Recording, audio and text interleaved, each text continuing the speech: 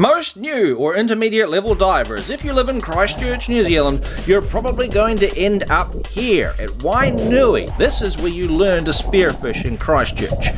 So if you fit into that category, this video, Practice While You Dive, this is specifically for you.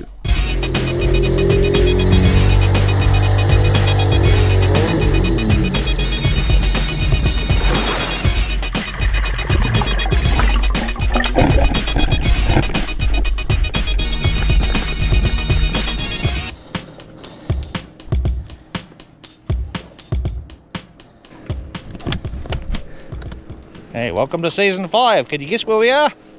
If you can't guess, I'm not going to tell you. But maybe you'll figure it out. We'll see if we can shoot a fish. Maybe a wrasse or a leather jacket. I've only shot, I think, 2 fish so far in the last season. Season 4. We'll try to shoot a fish today. Ah, the optimism. The optimism. This idea that we're going to go out and we're actually going to get something. Well, at Wainui, it's a fairly safe place to learn to spearfish, and you can go there and it's accessible. And look, in this particular video we don't actually really shoot fish at the end. This is really like a practice tutorial thing, because we went out there, it didn't quite work out for me, but I'm going to tell you in this video what you're going to experience when you're starting out and when you go here to Wainui.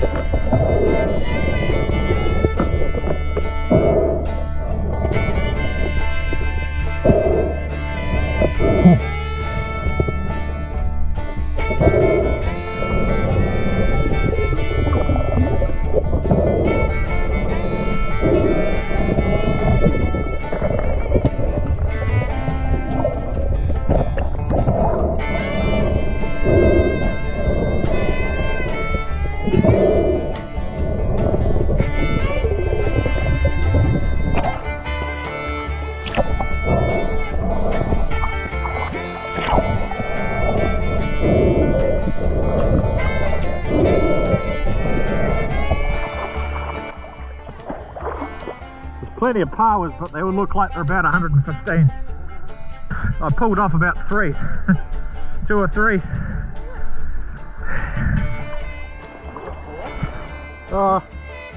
It's a bit hazy, not as good as what it looked back at the pier, but it's still diveable, but it's not great. Probably 2 or 3 meters.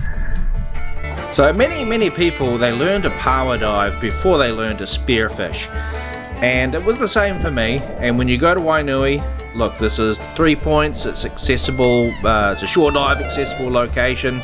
You're going to go in there and you're going to see powers, and it's basically a waste of time pulling them up. You'll have to go through about 100 of them before you actually find one that's legal. So look, I just wanted to show you that just before. Don't bother trying to look up for power there. You can go spearfishing here, and we went in here and the water was a wee bit hazy. It wasn't too bad. It didn't quite work out for me, but it worked out well for Wayne, who I'm diving with here, and you'll find out a little bit more there at the end of the video. But this video is about practice while you dive.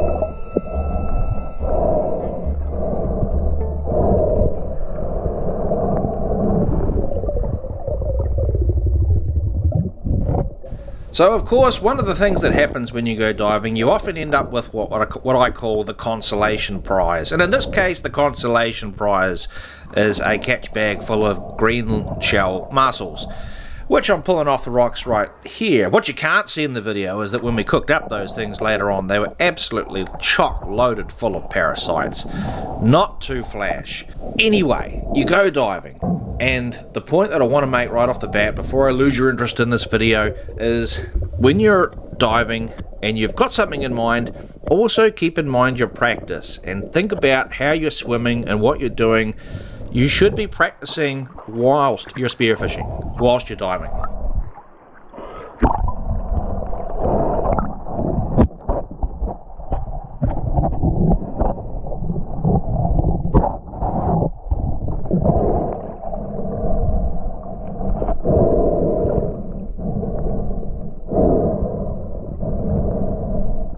Okay, so first off, look, if you're going to undertake this, it is dangerous. There are dangers to doing what we do here. I strongly recommend that you consider doing some pool training before you come out here and do this, especially when you're diving to 5-6 meters, which is what we are doing here. You have to learn a little bit about breath holds, so I recommend you go and do the, the Barks Ruku pool training course. Go and attend those sessions. You'll notice right here too that this part of the video is unedited, and I'm watching Wayne dive down here, and you see how he's got those kind of white outlines on his fins, and I'm just watching. I lose sight of him. This is kind of an example why it's a good idea to have at least one part of your kit is white. Some people do the snorkel. Wayne has white fins. Makes it a lot easier for your dive buddy to see you. It's actually not that bad. Yeah, it's just no fish. No. The tide's not quite right. So another hour or so. But it's really nice to be in, like, I quite like this. I haven't actually seen it like this for a long time. Yeah.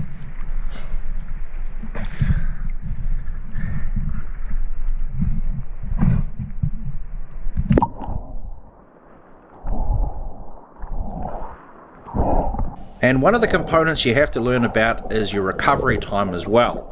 So as I'm sitting here on the surface recovering, I'm watching Wayne have a dive down here. It generally goes on a 2-to-1 or a 3-to-1 ratio. So if you spend 20 seconds down there, you should be spending 40 seconds recovering, or 60 seconds, 2 to 3 times longer. That's what you want to sort of aim for.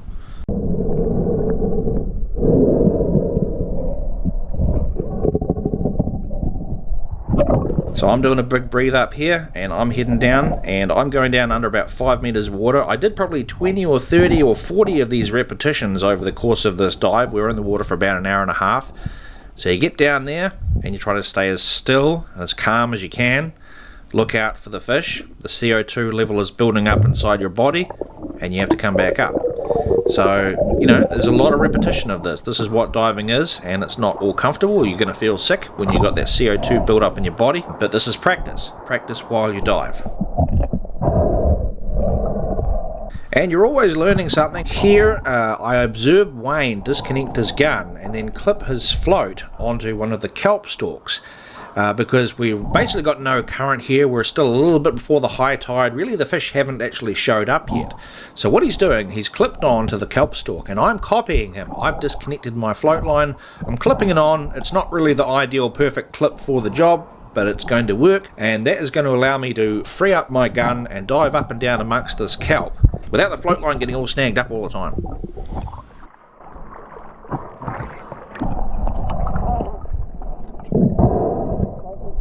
You literally just have to dive down, sit on the bottom. Yeah, I've done it a few times. I've seen them. Yeah. I've seen a moki and I saw a rat. I haven't seen anything I can get a shot at yet.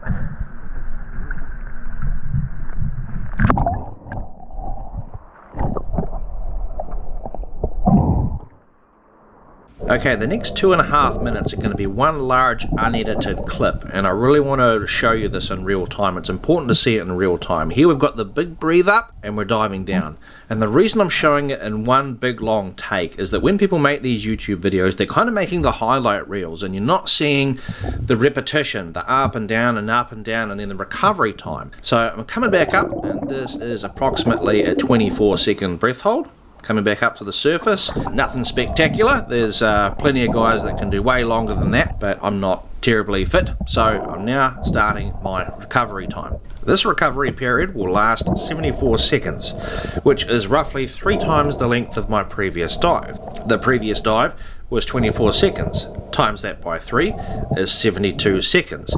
So I'm allowing 3 times the recovery time. You want to aim for 2 to 3 times after each breath hold. Of course, it depends on your level of ability, your level of cardiovascular fitness, etc, etc. I like to be very cautious. You should invest in a freediving watch. This is going to cost you somewhere in the neighbourhood of 400 New Zealand dollars, and that's for just a cheap one. So you can have a look at the watch there. See, as I'm waiting, I'm having a look, and you're going to see a little bit more of that dive watch in about a minute from now. So you want to have a dive watch. It could potentially save your life. Of course, you'll never know. But what it will do for you is when you're in the water and you do your dive and you come up and you're having a recovery time, and then you can actually see the numbers ticking along on your wrist. And so you know, okay, I've now had enough recovery time. Now let's go down and dive again, which is what you're about to see here. The recovery is ending. I do a big breathe up and we're descending. Notice the GoPro is recording the kelp stalks upside down. This shows that you have good body alignment, because as you descend into the water, you don't want to be craning your neck backwards in an uncomfortable motion. You actually want to be sort of upside down. Of course, you're going to level out and flatten out when you get to the sea floor, and then you're going to wait and hopefully you see a fish. Of course, sometimes you don't, hence what we're seeing here and the repetition. And we're heading back up, and I look at my dive watch. That was approximately a 28-second breath hold, and I went 5.8 meters deep. Now I'm going to show you a little replay of this dive watch here so you can actually see. The big digits are showing you the time that's ticking along. This is your recovery time. On the bottom left there you can see 5.8. That is how deep I went. And on the bottom right you can see, I think it's 26, 27, 28. That is the length of the breath hold that I just did. So an apnea freediving watch is something that you should definitely buy.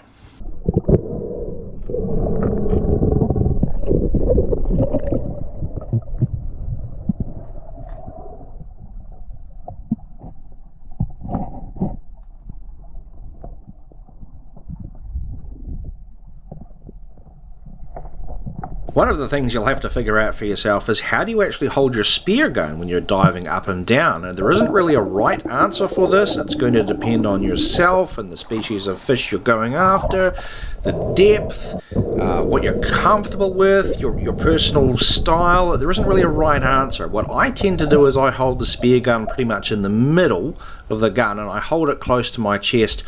I don't want to fully extend my arm because it just means that I'm going to blunten my spear tip. It's going to keep banging on the sea floor every time I get down to the sea floor. If you extend your arm out like that, it's also going to make you look bigger to the species of fish that are down there. So it isn't really a right way to do it, but you know, experiment with this and see what's comfortable for you.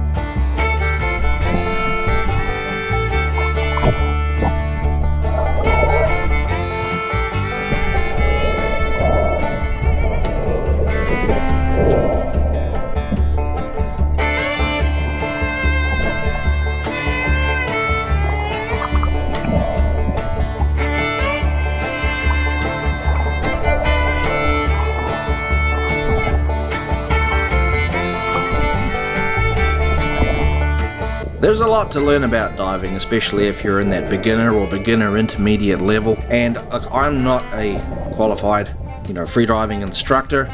I can't advise you what to do and how to do it. But there are definitely some do's and don'ts, and there are definitely some things you need to learn.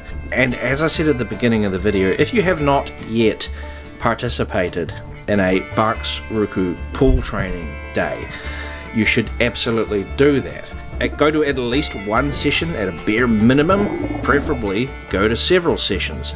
They will teach you doing a shallow water blackout recovery, they will teach you safety swimming, they'll teach you relaxation techniques to relax your body and stay underwater for longer.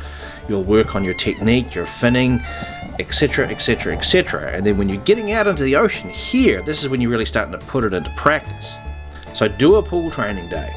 Now, I'm sure you would also like to know what happened during the rest of this dive, because this particular dive, this whole video really has just been sort of a tutorial and sort of an advice video. We got in on the mid-tide. It turned out to be not quite the right time of the tide. The high tide was really when the fish showed up. After about an hour and a half, I had it. I'd had enough, I was tired, and I went and sat up on the rock for a while. You will see me here sitting up on the rocks, and I was just watching Wayne for a while. And then I got out, and then shortly after I got out, Wayne came back, and Wayne had some fish that he'd shot. Quite a few of them, actually. So, for Wayne, it was a successful dive. For me, not so much. But diving is always a learning experience, which is why this video is about practice while you dive.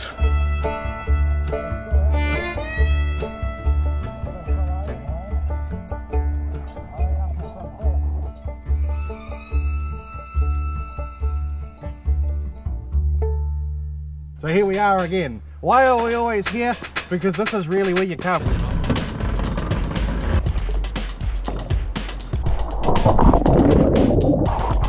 Bloody hell, good thing I had the snorkel in my mouth. We've got 5 pounds in a while. One last final thing, I actually had a GoPro mounted on my Speargun in this video. It's a GoPro Hero 4 Session, those little black cube cameras. As I was getting out of the water, I lost it. On the beach, I lost it, right there at the Wainui 3 points. South side, at the bottom of the track when you go down. If anybody finds it, please return it to me. I would love to have it back. Hero 4 Session camera, lost at the Wainui 3 points.